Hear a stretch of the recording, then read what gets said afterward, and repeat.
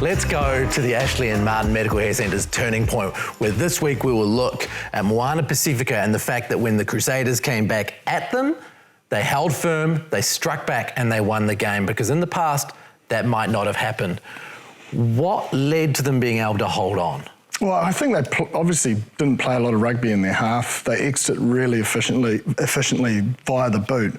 But I suppose the most important thing is, even when they made those breaches in behind, it was the accuracy of the offload or the placement and that speed of ball to make sure that they got those points from that tempo. They only had 9 turnovers conceded. That is seriously low for when you actually watch the game. And yes, they went straight through the middle, but there was still a number of offloads, a number of pops that kept that momentum going. And I think that speed of ball, but not rushing to score right as you make that line break was probably my thing that I just took, was just so efficient and so disciplined throughout that whole 80 minutes.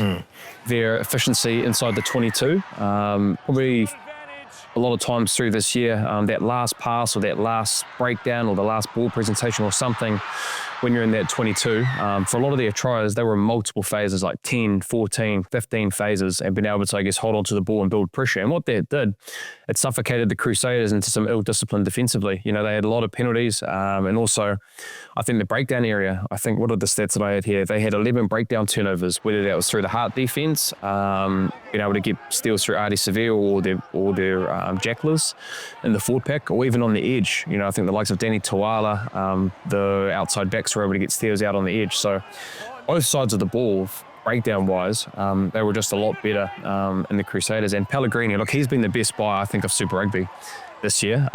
We've talked around him in the turning point earlier when he came on off the bench for Jackson Garden-Bishop, but the way that he's playing, you're talking around exit jip, his game management when it comes to that kicking long, even his contest balls and understanding of when to play without the ball has been really good. And William Harvilio, I think, as well, along with Miracle Whailangi, those two boys have been really influential for Moana Pasifika this year with all the little things that they've done well through the duration of the season. So, yes, a really, really good performance. And, hopefully, like I said, this can spearhead them now to the back end of the season and making a top 6 run.